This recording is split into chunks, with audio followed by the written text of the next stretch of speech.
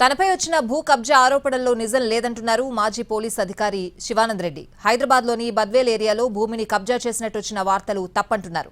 అవన్నీ కొందరు సైకో అధికారులు సృష్టించిన నిరాధార ఆరోపణలు అంటున్నారు. ఎలాంటి నోటీస్ అరెస్ట్ వారెంట్ లేనందుకే తాను పోలీసుల వెంట వెళ్లలేదని స్పష్టం చేస్తున్నారు.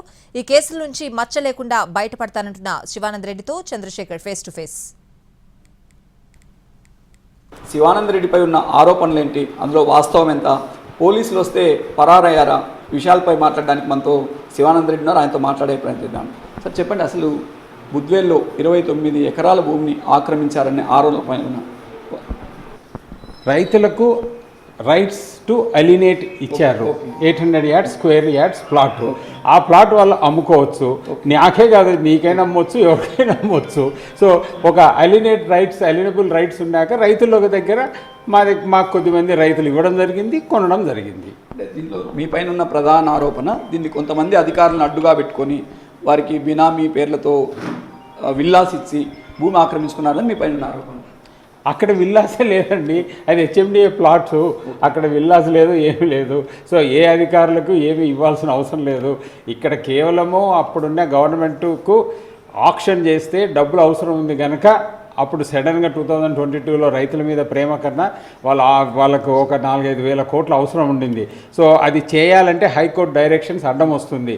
హైకోర్టు డైరెక్షన్ ప్రకారం ముందర వీళ్ళకి కంపెన్సేషన్ పే చేసినాకనే వాళ్ళు ఆక్షన్ చేసుకోవచ్చు. సో వీళ్ళకు రిజిస్టర్ చేయాలనే ఉద్దేశంతో టకటక రిజిస్ట్రేషన్ ముందర చేశారు. రిజిస్ట్రేషన్ చేసినాక వితిన్ ఎ మంత్ ఆక్షన్ చేసుకున్నారు. ఆక్షన్ చేస్తే గవర్నమెంట్కి 4,000 కోట్లు వచ్చినాయి, 3,500 కోట్లు వచ్చినాయి. సో గవర్నమెంట్ బెనిఫిట్ కోసం చేసింది ముఖ్యంగా. అంటే ఉన్నట్టుండి ఇప్పుడు మీ పైన మిమ్మల్ని అరెస్ట్ చేయడానికి ఎందుకు వచ్చారు? సైకో ఆఫీసర్స్ ఉంటారు, వాళ్ళకు చట్టము ఇవల్ల ఏమీ వర్తించదు. వాళ్ళు ఏదో తిక్కగా ఆలోచించి వాళ్ళు ఉద్దేశంలో ఎవరైనా సంపాదించుకున్నారంటే వాళ్ళు ఏదన్నా అక్రమంగా సంపాదించుకున్నారనే ఉద్దేశంతోనే అందరి మీద అనుమానంతో చూసుకుంటూ ఇది కూడా ఏదో అసైన్ ల్యాండ్ గుంజుకున్నాడు శివానంద రెడ్డి అనే ఉద్దేశంతో నా మీదకి ఒక మీడియా ద్వారా లీకులు ఇచ్చుకుంటూ కూర్చున్నాడు. బట్ వాస్తవానికి ఇది 100% క్లీన్ ల్యాండ్, ఇదంతా రైతులకు సంబంధించిన ల్యాండ్. అంటే దీని వెనుకున్న మీరు అంటున్న సైకో ఆఫీసర్స్ ఎవరంట? మెయిన్ శ్రీనివాసరెడ్డి కొత్తకోట, ఇంకెవరు లేరు. అంటే ఎందుకు వ్యక్తిగతంగా మీకు ఆయనకి ఏమన్నా ద్వేషం ఉందా? మీరు కూడా పోలీస్ డిపార్ట్మెంట్లో పనిచేస్తారు. సక్సెస్ఫుల్ బిజినెస్ మ్యాన్ చూస్తే ఎవరికైనా ఈర్ష్య ఉంటుందండి, అంతకన్నా ఏం లేదు. అంటే నిన్న హైదరాబాద్ CCS పోలీసులు వస్తే మీరు వారికి దొరకకుండా తప్పించుకొని పోయారండి? దొరకకుండా తప్పించుకోపోలేదు. వాళ్ళు నా ఇంట్లోనే కూర్చున్నారు. వాళ్ళకి టీ అన్నీ ఇచ్చాను.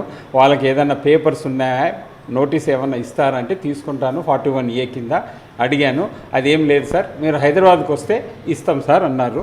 వారెంట్ అన్న ఉందే నన్ను మళ్ళీ అరెస్ట్ చేయాలంటే, లేదు సార్ వారెంట్ కూడా లేదన్నారు. ఏ పేపర్స్ లేకుండా ఎట్లొచ్చినారయ్యా, నేను అప్పటికే తయారయ్యలేకుంటే నేను తయారవుతున్నానని చెప్పి తయారు కానీకి నేను స్నానము అన్నీ చేసుకోవడానికి నేను వెళ్ళలోగా మా లాయర్స్ అడ్వకేట్స్ కూడా రావడం జరిగింది. మా అడ్వకేట్స్ వాళ్ళను క్లియర్గా 2 ప్రశ్నలు అడిగారు, మీ దగ్గర ఏమన్నా పేపర్స్ ఉంటే చూపించండి అని. వాళ్ళన్నీ అబద్ధాలు చెప్పుకుంటూ వచ్చారు. 41A notice ఇచ్చేసాము sir,